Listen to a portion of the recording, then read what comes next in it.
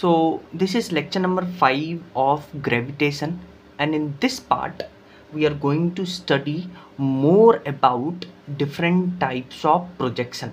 जैसे हम किसी प्लैनेट के ऊपर किसी हाइट से किसी पार्टिकल को ड्रॉप करवाएंगे तो उस केस में वेलोसिटी का फॉर्मूला कैलकुलेट करेंगे, या किसी प्लैनेट के सरफेस से किसी पार्टिकल को ऊपर फेंकेंगे तो उस केस में वेलोसिटी का क्या फॉर्मूला होगा, उन सब फॉर्मूलाज को, उन सब डेरिवेशन को हम डिराइव करेंगे, उसके पीछे का कॉन्सेप्ट सीखेंगे और उसके बाद हम लास्ट में स्केप वेलोसिटी के बारे में भी पढ़ेंगे कि स्केप वेलोसिटी अलग अलग प्लैनेट पे, अर्थ पे, किसी और प्लैनेट पे स्केप वेलोसिटी का जो फॉर्मूला होता है उसको कैसे डिराइव करते हैं एंड किस किस पे स्केप वेलोसिटी डिपेंड करता है. So let's start this lecture. So जो फर्स्ट केस हम डिस्कस करेंगे वो क्या है कि किसी प्लैनेट, अब ये प्लैनेट अर्थ भी हो सकता है या कोई और सा भी प्लैनेट हो सकता है, तो हम जनरल बात करते हैं. तो इस प्लैनेट से हम क्या कर रहे हैं, एक हाइट से, इस प्लैनेट के सरफेस से एक h हाइट से हम एक पार्टिकल को ड्रॉप करेंगे मतलब इनिशियल वेलोसिटी 0. तो हमसे पूछा है कि जब ये पार्टिकल इस प्लैनेट के सरफेस पे पहुंचेगा तब यहाँ पे क्या वेलोसिटी होगा वो बताना है. ठीक है, तो ध्यान से सुनिए. इस प्लैनेट के सरफेस से h हाइट ऊपर पार्टिकल को हमने ड्रॉप करवाया है, लेकिन अगर सेंटर से पूछे तो सेंटर से देखिए, इस प्लैनेट का रेडियस है m और मास है m. रेडियस है r, मास है m. तो प्लैनेट के सेंटर से ये हाइट हो जाएगा r प्लस h. इतना तो आपको पता है. अब सिंस हमने इस पार्टिकल को ड्रॉप करवाया है तो एक्सटर्नल वर्क डन 0 होगा, work done by non conservative force वो भी 0 होगा. तो अगर ये दोनों केस 0 है तो क्या यहाँ पे हम मैकेनिकल एनर्जी कंजर्वेशन लगा सकते हैं क्या? बिल्कुल. तो ये देखिए हमने लगाया है मैकेनिकल एनर्जी कंजर्वेशन. यहाँ से यहाँ तक हम मैकेनिकल एनर्जी कंजर्वेशन लगाते हैं. ठीक है, अब ध्यान से देखिए. तो यहाँ पे kinetic energy plus potential energy is equal to surface पे kinetic energy plus potential energy. तो देखिए यहाँ पे h हाइट ऊपर जो वेलोसिटी है वो 0 है, तो इनिशियल काइनेटिक एनर्जी है h हाइट ऊपर वो 0 हो जाएगा. अब यहाँ पे पोटेंशियल एनर्जी सेंटर से लेंगे तो यहाँ से यहाँ तक पोटेंशियल एनर्जी हो जाएगा minus GMM upon R plus H, क्योंकि डिस्टेंस R प्लस एच है. सरफेस पे इस पार्टिकल का वेलोसिटी हो जाएगा, काइनेटिक एनर्जी हो जाएगा half mv velocity at surface का स्क्वायर, और यहाँ पे पोटेंशियल एनर्जी हो जाएगा माइनस GMM अपॉन R. जब आप इसको सॉल्व करिएगा तब जो आपको सरफेस पे वेलोसिटी का फॉर्मूला निकलेगा वो होगा √2 acceleration due to gravity at surface into h upon 1 plus h upon r. अब ध्यान से देखिए, अगर ये जो हाइट है, ये हाइट इस प्लैनेट के रेडियस से बहुत छोटा हो जाए, height less than radius of planet, तो h अपॉन r का वैल्यू 1 से बहुत छोटा हो जाएगा. तो इस h अपॉन r को हम नेग्लेक्ट कर सकते हैं, और नेग्लेक्ट करेंगे तब जब आप इस पार्टिकल को यहाँ से ड्रॉप करवाइएगा तो प्लैनेट के सरफेस पे जो वेलोसिटी होगा दैट विल बी √2gh. इतना समझ में आया? देखिए आपको ये फॉर्मूला याद नहीं रखना है, आपको कॉन्सेप्ट लगाना है. कहीं से भी ड्रॉप करवाए, external work done 0, non conservative का वर्क डन 0, तो हम मैकेनिकल एनर्जी कंजर्वेशन लगाएंगे दोनों पॉइंट पे. पोटेंशियल एनर्जी का फॉर्मूला पता होना चाहिए और हम यहाँ से वेलोसिटी कैलकुलेट कर लेंगे. जैसे उसी कॉन्सेप्ट के ऊपर बेस्ड एक क्वेश्चन आया था AIPMT में. बोला कि मान लीजिए आपके पास एक प्लैनेट है जिसका मास m है, रेडियस r है, और बोला कि इस प्लैनेट के इन्फानाइट डिस्टेंस से हमने क्या किया, एक पार्टिकल को ड्रॉप करवाया. ड्रॉप मतलब इनिशियल वेलोसिटी 0, और जब ये पार्टिकल इस प्लैनेट के सरफेस पे आया, कब? जब इन्फानाइट से ड्रॉप करवाए थे, तब इस सरफेस पे वेलोसिटी था v1। फिर बोला सेम प्लैनेट है और सेम प्लैनेट के इस बारी हम height h is equal to 10r, r क्या है? Radius of planet. इस हाइट से अब हम पार्टिकल को ड्रॉप करवा रहे हैं, तब जो सरफेस पे वेलोसिटी आ रहा था वो आ रहा था v2। तो आपसे पूछा है v1 अपॉन v2 का रेशियो बताइए। ये क्वेश्चन है। आई होप आपको क्वेश्चन समझ में आया होगा। करना कुछ नहीं है, दोनों केस में external work done 0, non conservative force का work done 0, mechanical energy conservation लगाएंगे दोनों पॉइंट के ऊपर। तो यहां लगाइए पहले kinetic energy at infinite plus potential energy at infinite is equal to kinetic energy at surface plus potential energy at surface. Infinite पे काइनेटिक एनर्जी और पोटेंशियल एनर्जी दोनों 0, सरफेस पे काइनेटिक एनर्जी हो जाएगा हाफ m, सरफेस पे velocity आपको दे रखा था v1 स्क्वायर, और सरफेस पे जो पोटेंशियल एनर्जी होगा that will be minus G M M upon R, क्योंकि r इस प्लेनेट का रेडियस था। तो यहाँ से v1 आप कैलकुलेट करिएगा, वो आएगा √2gm अपॉन आर।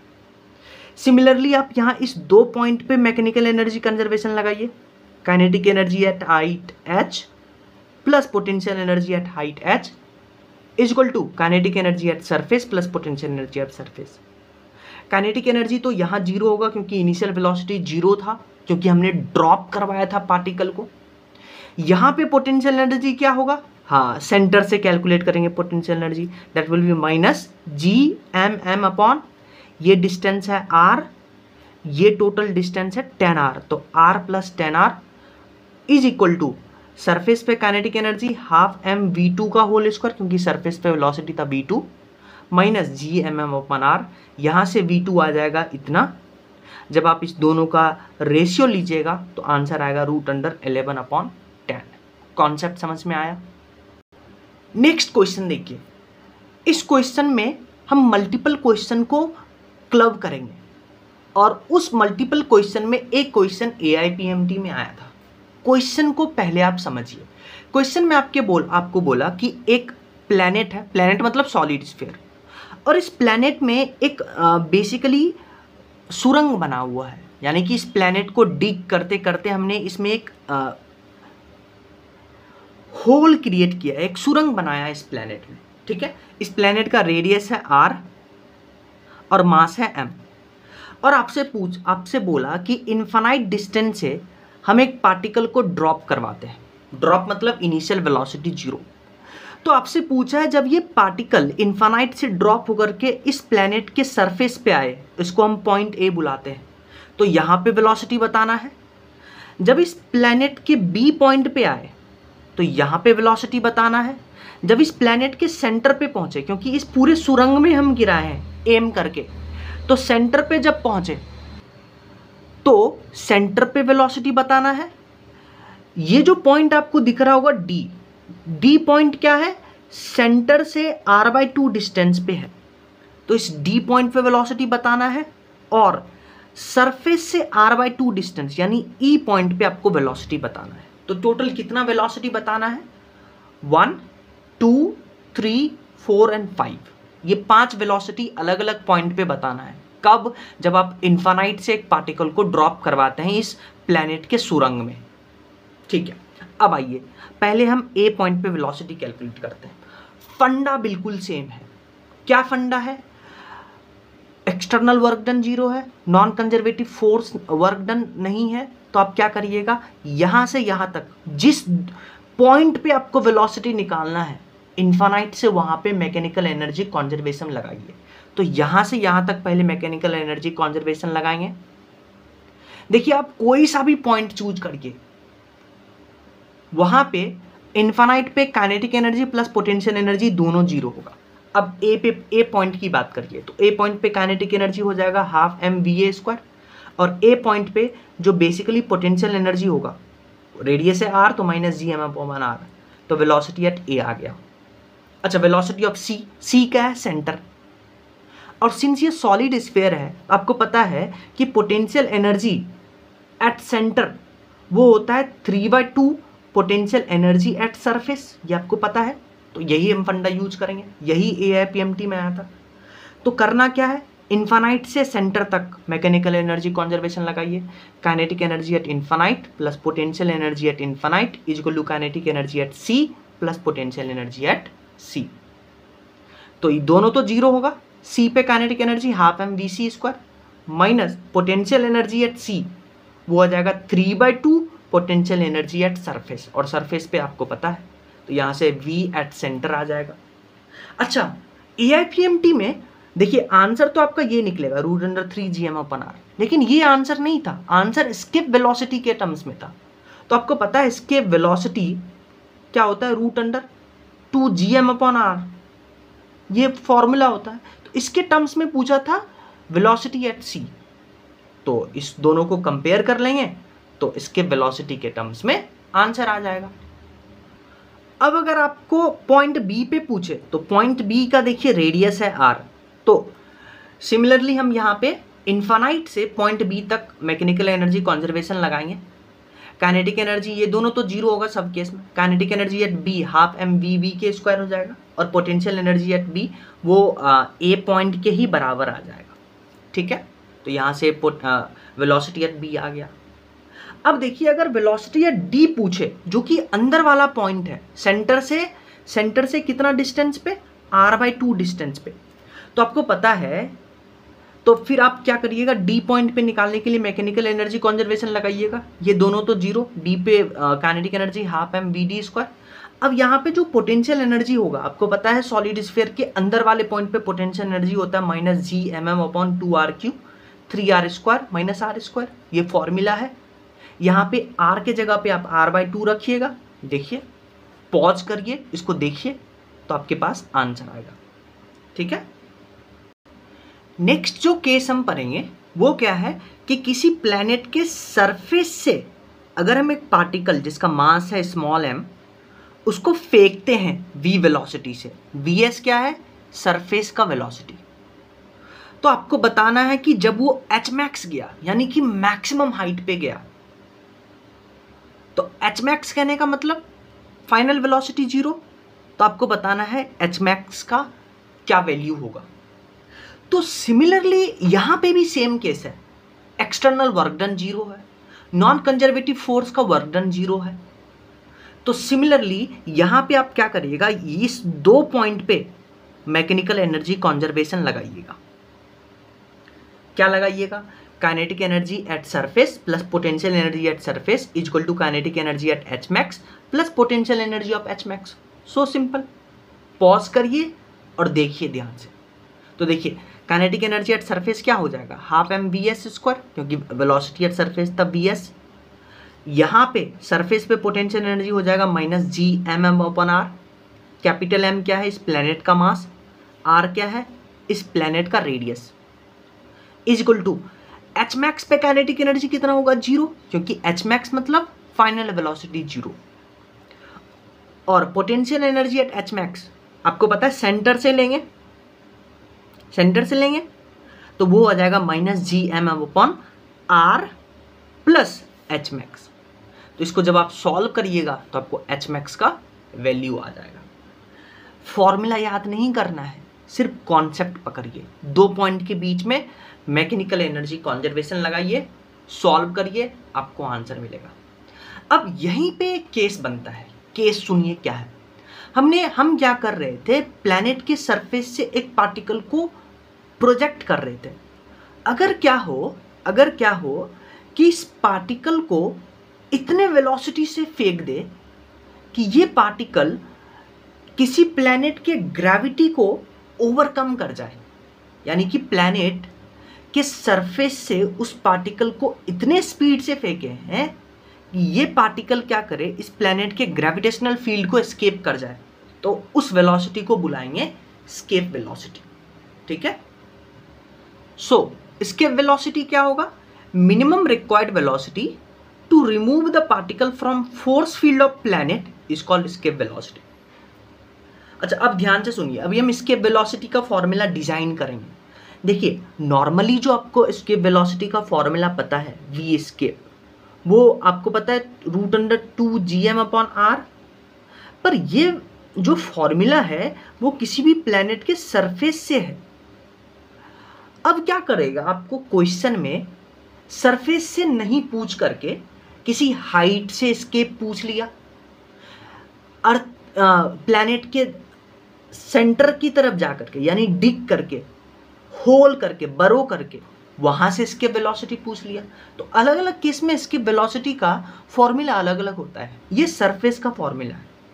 अब ध्यान से देखिए, जिस पार्टिकल को हम फेंक रहे थे उसका मास था m, पर आप फॉर्मूला को ध्यान से ऑब्जर्व करिए। इसके वेलोसिटी के फॉर्मूला में जिस पार्टिकल को फेंक रहे थे उसका मास कहीं नहीं आ रहा है। इस फॉर्मूला में सिर्फ और सिर्फ प्लैनेट का मास आ रहा है, प्लैनेट का रेडियस आ रहा है। यानी क्या हम बोल सकते हैं कि इसके वेलोसिटी प्लैनेट के मास पे डिपेंड करता है? बिल्कुल सही बात है। प्लैनेट के रेडियस पे डिपेंड करता है? बिल्कुल सही बात है। पर इसके वेलोसिटी जिस पार्टिकल को फेंक रहे हैं उसके मास पे डिपेंड नहीं करता। तो इसका मतलब ये है कि चाहे आप कोई सा भी पार्टिकल ले लें, चाहे आप एलिफेंट ले लें, एंट ले लीजिए, बॉल ले लीजिए, इररिस्पेक्टिव ऑफ देयर मास, उसके मास पे डिपेंड ही नहीं करता। अगर आप इन सब को एक पर्टिकुलर वेलोसिटी दीजिएगा जो कि क्या करे, उस प्लैनेट के ग्रेविटेशनल फील्ड को एस्केप कर जाए, उसको आप इसके वेलोसिटी बुलाइएगा। ठीक है, पहले हम इस फॉर्मूले को डिजाइन करते हैं सरफेस के लिए। तो देखिए, हम पहले डिजाइन कर रहे हैं इसके वेलोसिटी का फॉर्मूला सरफेस से। तो मान लीजिए एक प्लैनेट है जिसका रेडियस है r, मास है m। इसके सरफेस से एक पार्टिकल m को हम फेंक रहे हैं ताकि ये पार्टिकल क्या करे, स्केप कर जाए। स्केप कर जाए मतलब इन्फिनिटी पे चल जाए, इन्फिनिटी पे वेलोसिटी 0। यहाँ भी सिंपल फंडा, 2 पॉइंट आप पकड़ लिए, एक इन्फानाइट एक सरफेस, दोनों के बीच में मैकेनिकल एनर्जी कॉन्जर्वेशन लगाइए।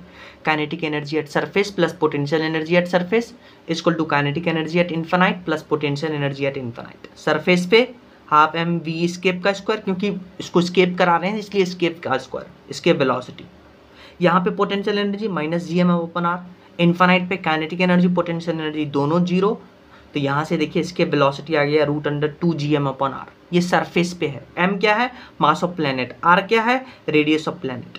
अच्छा, अब आपको पता है g जो होता है वो होता है GM अपॉन आर स्क्वायर। ठीक है, तो यहाँ पे आप क्या कर सकते हैं, इसको ऐसे लिख लीजिए, g equal to GM upon R into R. तो इस जी आर को इधर ले आइए, आर को इधर ले आइए, तो आप क्या लिख सकते हैं, GM अपॉन आर की जगह पे GR लिख सकते हैं। तो GM अपॉन आर के जगह पे हमने GR लिख दिया। और अगर हम बात करते हैं G का formula in terms of density, तो जब आप G का फॉर्मूला लगाइएगा इन टर्म्स ऑफ डेंसिटी यहाँ पे रखिएगा, तो इसके वेलोसिटी का एक और फॉर्मूला आ जाएगा सरफेस से, √8/3 पाई जी आर स्क्वायर रो। रो क्या है, डेंसिटी ऑफ प्लैनेट, आर क्या है, रेडियस ऑफ प्लैनेट। ठीक है, तब आप देखिए इसके वेलोसिटी किस पे डिपेंड कर रहा है, mass of planet, radius of planet. Radius of planet पे डिपेंड कर रहा है, रेडियस ऑफ प्लैनेट पे डिपेंड कर रहा है, और डेंसिटी ऑफ प्लैनेट पे भी डिपेंड कर रहा है। तो क्या हम लिख सकते हैं कि इसके velocity depends on mass of planet, density of planet and radius of planet. किस पे डिपेंड नहीं करता है, it is independent from mass of particle जिसको हम थ्रो कर रहे हैं। प्रोजेक्शन एंगल, कौन से एंगल पे थ्रो कर रहे हैं इस पे भी डिपेंड नहीं करता है। आप कोई सा भी एंगल चूज करिए, इसके वेलोसिटी हर एक पार्टिकल के लिए हर एक एंगल पे सेम रहेगा। और रोटेशन डायरेक्शन ऑफ अर्थ किधर भी घूम रहा होगा उससे कोई मतलब नहीं है।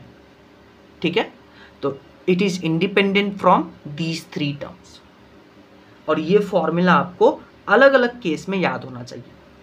तो अगर मान लीजिए आपसे बोल दिया कि मास कांस्टेंट है इस प्लैनेट का, तो इसके वेलोसिटी 1/√r के इनवर्सली प्रोपोर्शनल होगा। अगर g कांस्टेंट है तो डायरेक्टली प्रोपोर्शनल होगा √r के। और अगर रेडियस कांस्टेंट होगा या मान लीजिए डेंसिटी कांस्टेंट होगा, तो इसके वेलोसिटी r के डायरेक्टली प्रोपोर्शनल होगा। तो इसको भी लिख लेते हैं। सो ये फॉर्मूला आप पढ़े थे, पॉज करिए और फॉर्मूला लिखिए। मास कांस्टेंट तो 1/√r के डायरेक्टली प्रोपोर्शनल, जी कांस्टेंट तो √r के डायरेक्टली प्रोपोर्शनल, डेंसिटी कांस्टेंट तो r² रूट खत्म हो जाएगा, तो इसके velocity directly proportional to radius of planet. So ये हम सरफेस से एस्केप वेलोसिटी निकालते हैं। मान लीजिए आप किसी हाइट पे गए, हाइट पे जाने का मतलब, इस एग्जांपल को देखिए, ये है प्लैनेट जिसका मास है m, रेडियस है r, और हम क्या किए, इस प्लैनेट के सरफेस से h हाइट ऊपर गए, और अब हम इस पार्टिकल जिसका मास है स्मॉल m उसको इसके वेलोसिटी दे रहे हैं। इसके वेलोसिटी देने का मतलब इन्फिनाइट पे पहुंचाती है, इन्फिनाइट पे वेलोसिटी 0। तो अब आपको इसके वेलोसिटी बताना है h height h, at height h। करना क्या है, 2 पॉइंट आपको मिल गया, मैकेनिकल एनर्जी कंजर्वेशन लगाइए, kinetic energy at height h, potential energy at height h, kinetic energy at infinite, potential energy at infinite, ये दोनों तो 0। Kinetic energy at height h क्या होगा, हाफ m v स्केप का स्क्वायर, क्योंकि escape कर पा रहे हैं, माइनस यहाँ पे पोटेंशियल एनर्जी कितना होगा, सेंटर से Gmm अपॉन ये है r और ये है h, तो r प्लस h, तो यहाँ से इसके वेलोसिटी आ गया √2gm अपॉन r, r के जगह पे लिखेंगे r प्लस h। करना कुछ नहीं है, सिर्फ आपको ये पकड़ना है, मैकेनिकल एनर्जी कंजर्वेशन। सिमिलरली हम क्या कर रहे हैं, एक प्लैनेट लिए, उसमें सुरंग बनाए गड्ढा खोद के, और हम क्या कर रहे हैं, अब डेप्थ से एक पार्टिकल को एस्केप करवाना चाह रहे हैं, तो फॉर्मूला डिजाइन कर लेते हैं। मान लीजिए ये पूरा प्लैनेट था जिसका रेडियस था r, मास है m, ये है सेंटर, और सेंटर से हम क्या कर रहे हैं, सेंटर से r डिस्टेंस पे या सरफेस से d डेप्थ नीचे, समझने की कोशिश करिए, सेंटर से r डिस्टेंस ऊपर या सरफेस से d डेप्थ नीचे एक पार्टिकल जिसका मास है m, इसको एस्केप करवाना चाह रहे हैं। इसके मतलब इन्फिनाइट पे भेज दीजिए, इन्फिनाइट पे भेज दीजिए, तो यानी फाइनल वेलोसिटी 0। करना कुछ नहीं है, 2 पॉइंट आपको मिल गया, एक इन्फिनाइट एक यहाँ पे, तो मैकेनिकल एनर्जी कंजर्वेशन लगाइए। काइनेटिक एनर्जी है d depth plus potential energy है d डेप्थ, इसको टू काइनेटिक एनर्जी है infinite plus potential energy at infinite, ये दोनों टर्म्स 0। अब सिंस ये प्लैनेट सॉलिड स्फीयर है, तो यहाँ पे इस पॉइंट पे जो पोटेंशियल एनर्जी होगा अंदर वाले पॉइंट पे, उसका फॉर्मूला आपको पता है क्या होता है, Gmm upon minus Gmm upon 2r³ into 3r² minus r²। अच्छा ये डिस्टेंस r है, तो ये r कैसे निकालेंगे, ये पूरा रेडियस r होगा और d डेप्थ नीचे गए, तो r माइनस d, ये r आ जाएगा। तो इस r के जगह पे क्या लिख सकते हैं, r माइनस d, तो आप लगाइए काइनेटिक एनर्जी है d depth half m v escape का स्क्वायर माइनस ये फॉर्मूला लगाए, देखिए, और ये दोनों टर्म्स तो 0, तो यहाँ पे आपको इसके वेलोसिटी का फॉर्मूला आ जाएगा। याद नहीं रखना है, करना क्या है, मैकेनिकल एनर्जी कंजर्वेशन लगाना है। अच्छा सरफेस की बात करते हैं, आपको पता है इसके वेलोसिटी सरफेस पे अभी हम निकाले थे 2gm अपॉन r। अब आप देखिए जैसे जैसे आप रेडियस बढ़ाइएगा, यानी कि अर्थ के सरफेस से ऊपर जा रहे हैं, तो इसके वेलोसिटी कम होगा।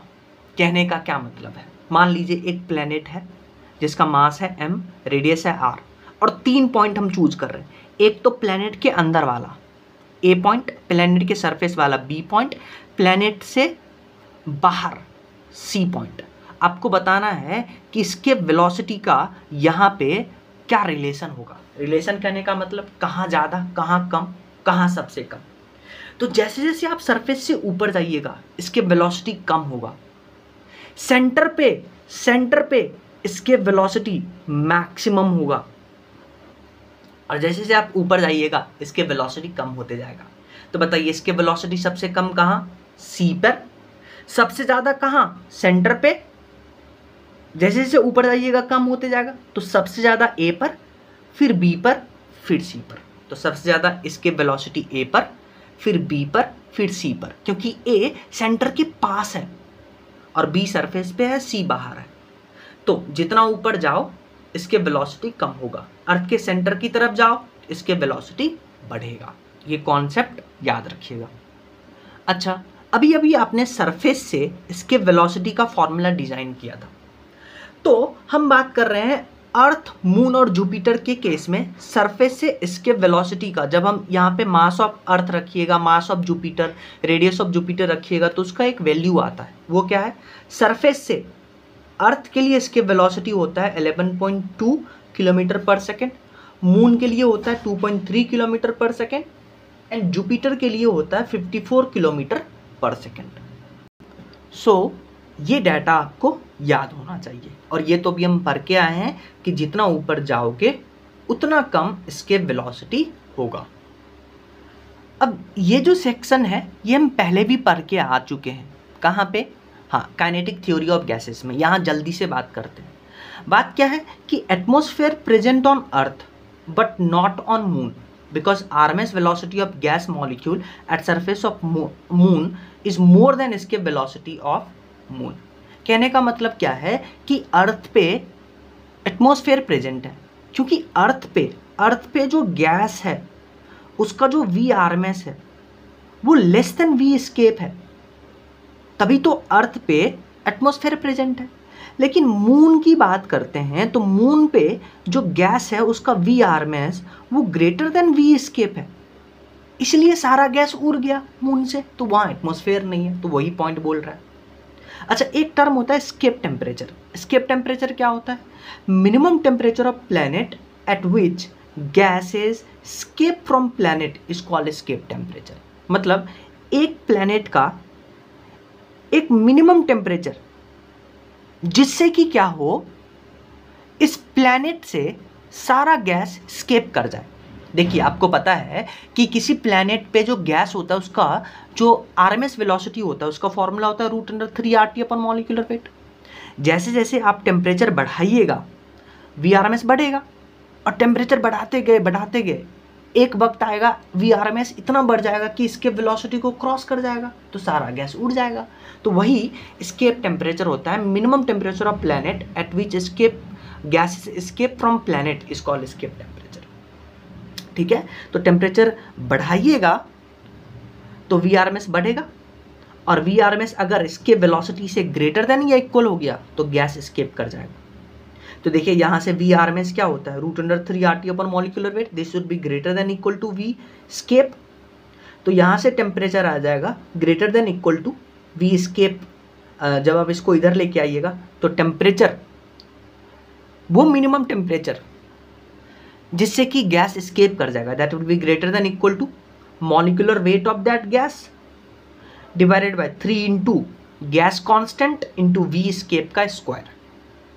ठीक है, तो टेम्परेचर एस्केप अगर हम निकालते हैं अर्थ के सरफेस से, तो अर्थ के सरफेस पे आपको पता है वी एस्केप होता है 11.2 किलोमीटर पर सेकेंड होता है, इसको मीटर में चेंज कर रहे हैं तो 10⁻³ का स्क्वायर। आर क्या है? Gas constant. आर का वैल्यू जूल पर मोल केल्विन में होता है 8.31 और आर का वैल्यू कैलोरी पर मोल केल्विन में होता है 2। तो ये याद रखिएगा। अगर हम हाइड्रोजन और ऑक्सीजन के लिए ये फॉर्मूला यूज करें अर्थ के सरफेस पे, तो देखिए हाइड्रोजन के लिए हाइड्रोजन का मॉलिक्यूलर वेट होता है 2 ग्राम, इसको हम केजी में कन्वर्ट कर रहे हैं, डिवाइडेड बाय 3 इंटू आर का वैल्यू लेंगे 8.31 इंटू वी एस्केप लेंगे 11.2 इंटू 10⁻³ का स्क्वायर, क्योंकि अर्थ के सरफेस से इसके वेलोसिटी होता है 11.3 किलोमीटर पर सेकेंड, उसको हम मीटर पर सेकेंड में चेंज कर रहे हैं। तो यहाँ से हाइड्रोजन के लिए एस्केप टेम्परेचर आएगा 10⁴ केल्विन, ऑक्सीजन के लिए एस्केप टेम्परेचर आएगा 1.6 इंटू 10⁵ केल्विन। अच्छा, एक बार AIPMT में ब्लैक होल के बारे में पूछा है। ब्लैक होल बनने का क्राइटेरिया सुनिए। अगर किसी ऑब्जेक्ट को ब्लैक होल बनना है तो इस ऑब्जेक्ट के सरफेस पे जो एस्केप वेलोसिटी होना चाहिए that should be greater then speed of light, तभी वो ऑब्जेक्ट ब्लैक होल बनेगा। और इसके वेलोसिटी आपको पता है √2 gm/r, this should be greater then c। तो बोला था कि इस प्लैनेट का या इस ऑब्जेक्ट का कितना मिनिमम रेडियस होना चाहिए ताकि ये ब्लैक होल बन सके। तो यहाँ से जब कैलकुलेट करिएगा तो radius should be less than 2 gm/c²। c क्या है? स्पीड ऑफ लाइट, जिसका वैल्यू होता है 3 इंटू 10⁸। m क्या है? Mass of this object. And g क्या है? वो तो आपको पता है ग्रेविटेशनल कांस्टेंट। ठीक है, तो ये ब्लैक होल बनने का क्राइटेरिया आपको पता होना चाहिए। अच्छा, अब ये भी हम पर क्या है, अगर किसी प्लैनेट के सरफेस पे जो पार्टिकल है उसका वेलोसिटी इसके वेलोसिटी के बराबर हो जाएगा तो वो पार्टिकल चला जाएगा इन्फानाइट पे, एच मैक्स हो जाएगा इन्फानाइट, और वेलोसिटी हो जाएगा जीरो, क्योंकि इन्फानाइट पे वेलोसिटी जीरो, यानी एस्केप कर गया। लेकिन मान लीजिए हम क्या कर रहे हैं, जो वेलोसिटी दे रहे हैं उस ऑब्जेक्ट को, वो वेलोसिटी इसके वेलोसिटी से ज़्यादा है, तो एच मैक्स तो इन्फानाइट हो जाएगा, पर इन्फानाइट पे जा करके भी उस पार्टिकल के पास कुछ वेलोसिटी होगा। तो वेलोसिटी एट इन्फानाइट वो जीरो नहीं होगा, कुछ होगा। कितना होगा, उसका फॉर्मूला होता है रूट अंडर सरफेस पे वेलोसिटी का स्क्वायर माइनस एस्केप वेलोसिटी का स्क्वायर। ये फॉर्मूला याद रखिएगा। ये फॉर्मूला क्या है कि जब आप एक पार्टिकल को एस्केप वेलोसिटी से ज़्यादा वेलोसिटी से फेंक दें तो एच मैक्स तो इन्फानाइट हो जाएगा, पर इन्फानाइट पे जाने के बाद भी उस पार्टिकल के पास कुछ वेलोसिटी होगा। कितना होगा, रूट अंडर सरफेस पे वेलोसिटी का स्क्वायर, कितना से फेंके थे, माइनस उस प्लैनेट का एस्केप वेलोसिटी का स्क्वायर। ठीक है, अगर वेलोसिटी जिससे हम फेंक रहे हैं वो एस्केप वेलोसिटी से कम है तो पार्टिकल एस्केप नहीं करेगा, तो कुछ हाइट पे जाएगा। तो जिस हाइट पे जाएगा वो हम पहले ही कैलकुलेट कर चुके थे, सरफेस पे वेलोसिटी का square into radius of planet into 2 into R into G. R क्या है, radius of planet minus velocity of surface का स्क्वायर। ठीक है।